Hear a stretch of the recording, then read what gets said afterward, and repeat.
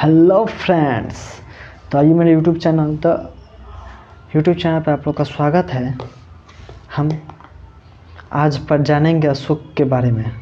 अशोक के बारे में जाना जाएगा, जिसमें हम लोग अशोक के जीवनी के बारे में जानेंगे। अशोक कहाँ कहाँ अपना साम्राज्य का विस्तार किया और कलिंग युद्ध के बारे में जानेंगे, क्योंकि कलिंग युद्ध से बहुत क्वेश्चन आता है। तो चलिए आज हम लोग जानते हैं अशोक के बारे में। चलिए स्टार्ट किया जाए। Welcome to my YouTube channel. जय श्री राम, राधे राधे। हेलो फ्रेंड्स, चलिए हम लोग स्टार्ट करते हैं अशोक के बारे में। ये मेरा क्लास 6 रहेगा। अशोक कब से कब तक रहा? 273 से लेकर 232 ईस्वी पूर्व तक, ठीक, ये शासन करेगा। अशोक का जन्म हुआ था 304 ईस्वी पूर्व में पाटलिपुत्र में हुआ था, ठीक। इसके माता का नाम शुभधांगरी था। इन्होंने धर्म के नाम से भी जाना जाता है।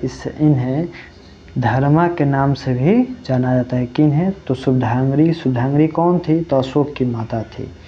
पिता का नाम क्या था? तो बिंदुसार। कहा जाता है कि अशोक ने राजगद्दी पर बैठने के लिए अपने 99 भाइयों की हत्या कर दिया था, ठीक। अशोक का वास्तविक राज्याभिषेक 269 ईस्वी पूर्व में हुआ था। अशोक का वास्तविक राज्याभिषेक 269 ईस्वी पूर्व में हुआ था। इसके पहले उज्जैन का राज्यपाल था। राज्यपाल कौन था? अशोक कब था? तो राज्याभिषेक 269 ईस्वी पूर्व होने से पहले अशोक उज्जैन का राज्यपाल था, ठीक। चलिए आगे बढ़ते हैं लोग। और सभी मौर्य शासक में अशोक महान था। सिहरी अनुश्रुति के अनुसार अशोक ने अपने 99 भाइयों की हत्या कर सिंहासन प्राप्त किया था। 99 भाइयों की हत्या कर सिंहासन प्राप्त किया था। किसने किया था? तो अशोक ने। कहाँ से मिला है? तो सिहरी अनुश्रुति से। क्वेश्चन पूछता है सिहरी अनुश्रुति के अनुसार अशोक ने कितने भाइयों की हत्या की थी? तो 99 भाइयों की, ठीक। अशोक का अन्य नाम क्या है? तो देवनाम और प्रियदर्शी। पुराणों के अनुसार अशोक का नाम अशोकवर्धन तथा दिव्यवंश में करमोरी था, ठीक। अशोक ने स्वयं को बुद्ध शाक्य भी कहा है। अशोक ने स्वयं को क्या कहा है? तो बुद्ध शाक्य। अशोक ने स्वयं को क्या कहा है? तो बुद्ध शाक्य। अशोक की कितनी पत्नियां थी? तो अशोक की 5 पत्नियां थी, ठीक फ्रेंड्स। तो आइए, असहिता थी, देवी थी, करुआकी थी, पद्मावती थी, अतिक्षयरक्षा थी। इसमें सबसे सर्वाधिक प्रभावित हुए अशोक तो करुआकी से, ठीक। करुआकी से प्रभावित हुए कि ये बहुत ही सुंदर सुशील थी, इसलिए। भ्रव वैराट अभिलेख में अशोक को सम्राट कहा जाता है। भ्रव और वैराट अभिलेख में अशोक को क्या कहा जाता है? तो सम्राट कहा जाता है। चलिए अभी फ्रेंड्स, तो यहाँ से क्वेश्चन बनता है, भ्रव वैराट अभिलेख में अशोक को क्या कहा जाता है, या अशोक को सम्राट की उपाधि किस अभिलेख में मिलता है? तो आंसर होगा भ्रव या वैराट, ठीक फ्रेंड्स। चलिए आगे बढ़ते हैं लोग। अशोक पहला भारतीय राजा हुआ जिसने अपने अभिलेखों के सहारे सीधा अपनी प्रजा को संबोधित किया। अशोक एक ऐसा भारतीय राजा हुआ जो अपने प्रजा को संबोधित किया, ठीक फ्रेंड्स।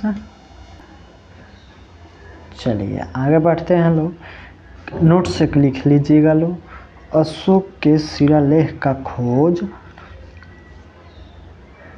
1750 ईस्वी में। अशोक का शिलालेख का खोज 1750 ईस्वी में फैनियर ने सबसे पहले दिल्ली में अशोक के स्तंभ में लगवाया। अशोक का स्तंभ में किसने लगवाया? तो फैनियर ने। कब लगवाया? तो 1750 में। किंतु 1837 ईस्वी में जेम्स प्रिंसेप ने पढ़ा। 1837 ईस्वी में किसने पढ़ा? तो जेम्स प्रिंसेप ने पढ़ा। भारत में शिलालेख का प्रचलन सर्वप्रथम अशोक ने किया।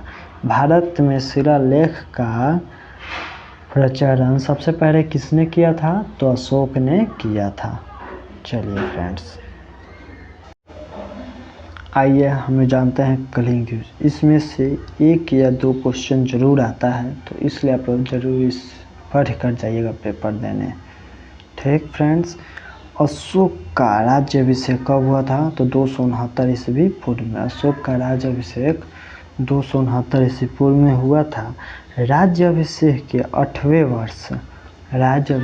8वें वर्ष यानी 261 ईस्वी पूर्व अशोक ने कलिंग पर आक्रमण किया। कलिंग पर आक्रमण कब किया? तो 261 ईस्वी पूर्व में राज्याभिषेक के 8वें वर्ष। ठीक, उस समय कलिंग की राजधानी तौसरी थी। ठीक, कलिंग की राजधानी कहाँ थी? तो तौसरी थी। यहाँ के नंदराज थे। यहाँ के राजा तौसरी के नंद राजा कौन थे? तो नंदराज थे। कलिंग की राजधानी तौसरी, यहाँ के राजा नंदराज थे। यह क्षेत्र हाथियों से के लिए विख्यात है। कलिंग, यह क्षेत्र हाथियों के लिए विख्यात है। ठीक है, अशोक ने 13वें शिलालेख में कलिंग युद्ध की चर्चा की। अशोक ने 13वें शिलालेख में कलिंग युद्ध की चर्चा की। ठीक फ्रेंड्स, अशोक ने कलिंग युद्ध में नरसंहार से विचलित होकर अशोक ने युद्ध की नीति को सादा के लिए त्याग दिया और भेड़ी घोष की जगह धम घोष की घोषणा किया।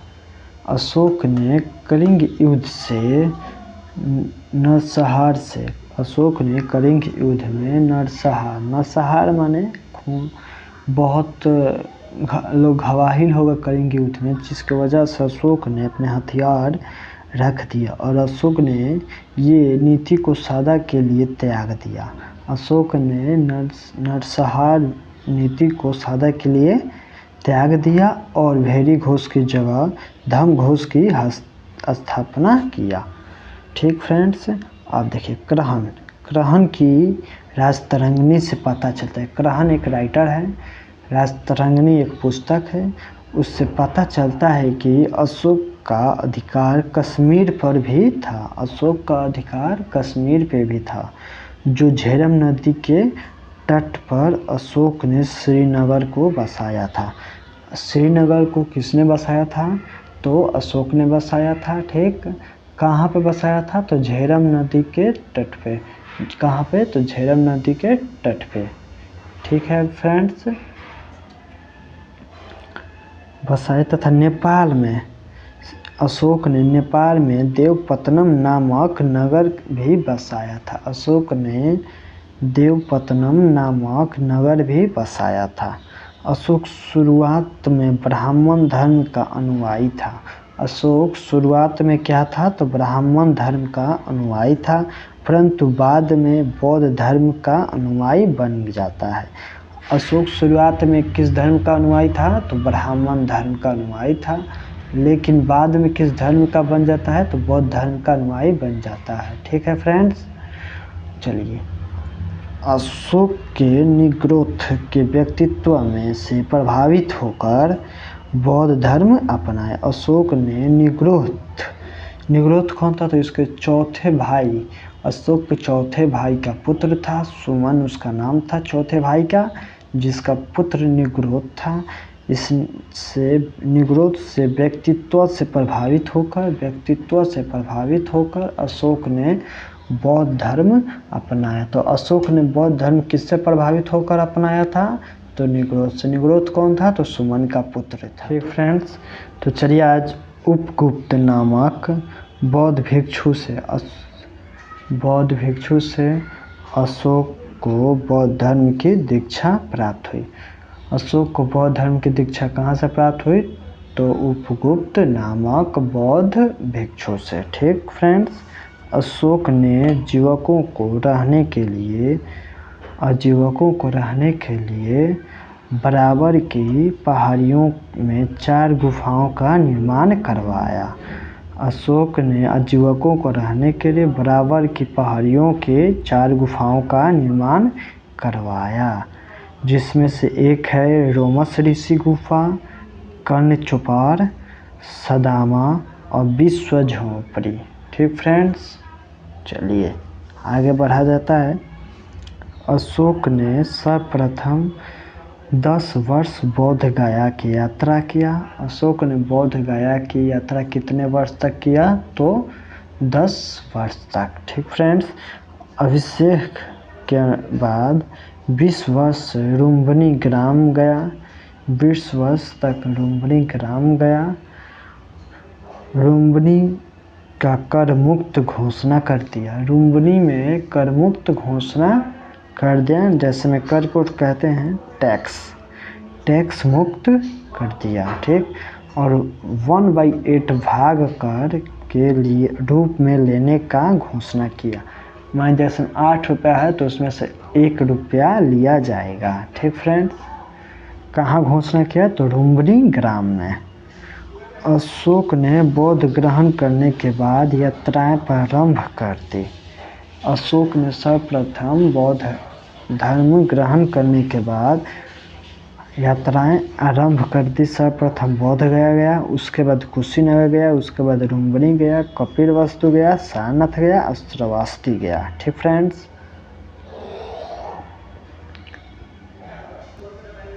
उसके बाद स्वनियंत्रण अशोक की धम्मा नीति का मूल सिद्धांत है। ठीक है फ्रेंड्स। हेलो फ्रेंड्स, तो बताइए क्लास कैसा लगा? हमें आशा है कि आप लोग क्लास बहुत अच्छा लगा होगा।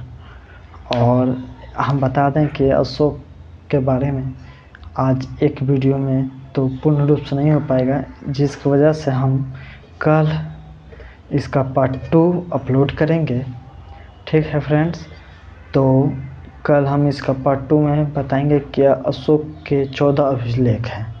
14 अभिलेख हैं। 14 अभिलेख के बारे में बताया जाएगा, जिसमें हम लोग जानेंगे अशोक के बारे में कि अशोक अपने प्रथम अभिलेख में क्या किया, द्वितीय अभिलेख में क्या किया। ऐसे 14 अभिलेख हैं अशोक के, तो उसमें हम जानेंगे अशोक क्या क्या किया। तो चलिए हमें आशा है कि ये वीडियो आप लोग को बहुत अच्छा लगा होगा। तो मेरे चैनल को सब्सक्राइब कर दीजिएगा लाइक कर दीजिएगा, अब कमेंट में ज़रूर बताइएगा कि वीडियो कैसा लगा। Thank you. जय श्री राम, राधे राधे, वंदे मातरम।